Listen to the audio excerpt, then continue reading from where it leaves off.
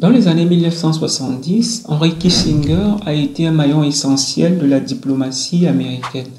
Il a été au cœur de la relance des relations diplomatiques des États-Unis avec la Chine et un peu plus tard avec l'Union soviétique. Sa grande expérience diplomatique lui a également permis d'être un des auteurs les plus prolifiques d'ouvrages de relations internationales et l'ensemble de sa production porte la marque de cette expérience mais également sa vision très réaliste des relations internationales. Je viens justement d'achever un de ses derniers ouvrages intitulé Leadership, 6 études de stratégie mondiale.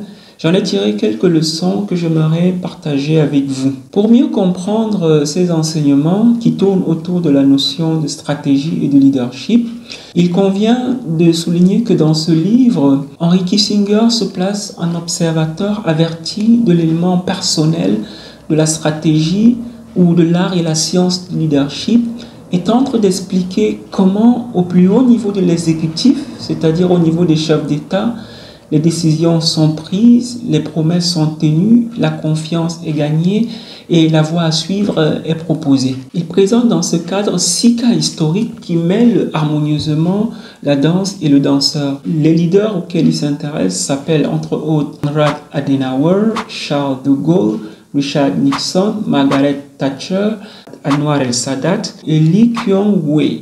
Tous ces leaders ont cette particularité qu'ils ont été appelés à diriger leur pays à un moment respectif où, écrit Henry Kissinger, toute certitude avait été dissoute par la fin de la Seconde Guerre mondiale. Ils ont donc dû transcender les circonstances et mettre en place des stratégies qui les ont permis de transformer leurs États et l'évolution de l'ordre international. Quelles ont été ces stratégies? Pour déterminer ces différentes stratégies, Henry Kissinger, dans son livre, procède par étapes. Il esquisse la personnalité de chaque leader, donne un aperçu de leur biographie, décrit les grands défis auxquels ils ont dû faire face, puis procède ensuite à l'analyse de l'approche du leader et lui donne une description en un mot. Cela lui permet donc en premier lieu d'identifier ce qu'il appelle la stratégie de l'humilité. Cette stratégie de l'humilité est incarnée dans le livre par le chancelier allemand d'après-guerre Konrad Adenauer. Henry Kissinger suggère que Konrad Adenauer a formulé cette stratégie lors de sa première prise de parole publique à la fin de la Seconde Guerre mondiale en mars 1946. Dans ce discours, après avoir sévèrement critiqué le régime nazi, le chancelier allemand a insisté sur la nécessité pour l'Allemagne d'assumer son passé afin d'envisager l'avenir sous de meilleurs auspices. Cette stratégie de l'humilité a conduit l'Allemagne à 3 choses essentielles. Premièrement, à abandonner la quête de domination de l'Europe, à miser sur la coopération et à reconstruire l'Allemagne sur des bases morales solides. Le chancelier allemand a évidemment compris que son pays anéanti et détruit par la guerre ne pouvait pas se relever tout seul et par conséquent il fallait s'entourer d'alliés et envisager l'avenir autrement que les nazis l'avaient pensé. La leçon de leadership que j'ai pu tirer de ce premier chapitre est toute simple. Il faut savoir reconnaître ses faiblesses et par conséquent élaborer des objectifs réalistes. Pour un leader de société à reconstruire, la coopération, l'intégration et une éthique solide peuvent être des approches intéressantes. La deuxième stratégie, Kissinger l'appelle la stratégie de la volonté et elle est incarnée par le général de Gaulle. Son intérêt majeur est qu'elle a permis la transition historique d'une France vaincue, divisée, épuisée, à une nation prospère et stable, dotée d'une constitution solide. Dans le livre, cette stratégie de la volonté est déroulée tant au moment de la résistance où le général de Gaulle va être reconnu comme président des Français qui continuent la guerre, qu'au moment de la libération où le général de Gaulle prononcera un discours dans lequel la résistance française apparaîtra comme la principale, voire l'unique force qui a conduit à la libération de la France. En parcourant ce chapitre sur la stratégie de la volonté, il est possible de dire que dans certains contextes, un leader doit faire preuve de détermination et de clarté dans ses objectifs, La stratégie de la volonté appelle à l'audace et à la persévérance. La troisième stratégie identifiée par Henry Kissinger est nommée la stratégie de l'équilibre. Elle est incarnée dans le livre par le président américain Nixon. Kissinger attribue à Nixon la recherche d'un monde multipolaire dans lequel les grandes puissances parviennent à la paix par l'équilibre plutôt que par la supériorité. Et pour le démontrer, il insiste sur trois aspects en particulier de la politique étrangère du président Nixon. Le premier aspect, c'est la fin de la guerre, la fin du conflit au Vietnam par le retrait des troupes américaines. Le deuxième, c'est l'établissement des relations avec la Chine. Et le troisième, c'est un début de processus de paix au Moyen-Orient.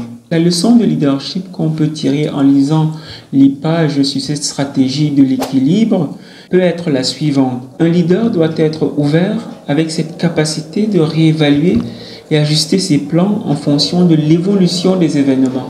La quatrième stratégie, c'est celle de la transcendance. Elle est représentée dans le livre par le président égyptien Anwar el-Sadat. Henry Kissinger reconnaît en effet que ce dernier a pu transcender ses référents idéologiques et religieux en faisant la paix avec Israël. Dans le chapitre concernant ce leader et la stratégie de la transcendance, Henry Kissinger détaille l'ascension au pouvoir d'Anwar el-Sadat après des débuts modestes, son idéologie nationaliste, sa volonté inébranlable et ses initiatives audacieuses. Il démontre également comment el-Sadat a planifié et mis en œuvre un programme diplomatique et militaire qui a conduit au retrait d'Israël de la péninsule du Sinaï, à une alliance précieuse entre l'Égypte et les États-Unis et à une nouvelle réalité au Moyen-Orient grâce aux accords de Camp David. La leçon qu'on pourrait tirer en lisant le chapitre sur cette stratégie de la transcendance pourrait être la suivante. Face à certains défis, un leader doit pouvoir transcender certaines considérations et adopter des approches audacieuses. La cinquième stratégie est nommée la stratégie de l'excellence. Elle est représentée dans le livre par le leader singapourien Lee Yuan.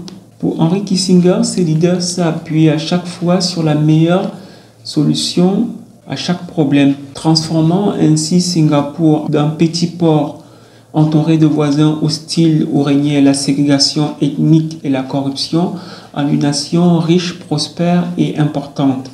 Le leader singapourien a su faire preuve de sagesse et d'intelligence face aux défis auxquels il était confronté.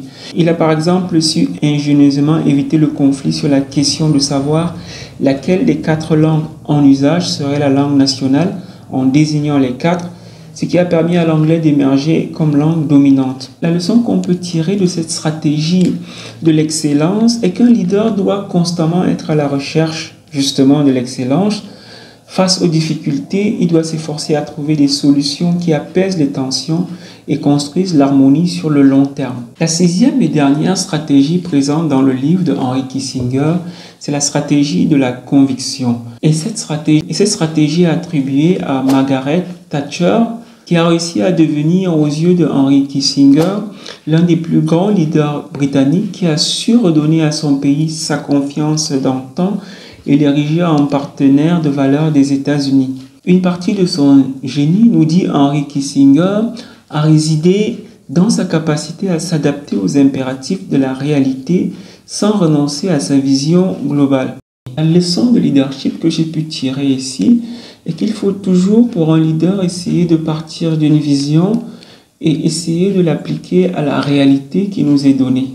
Au final, outre les leçons que j'ai pu en tirer, ce livre de Henry Kissinger a 2 grands mérites. Dans un premier temps, il montre que le leadership, bien qu'étant difficile, est indispensable dans nos sociétés. Dans un second temps, il démontre que chaque leader est unique et doit s'efforcer à mettre au grand jour là où les particularités de son leadership.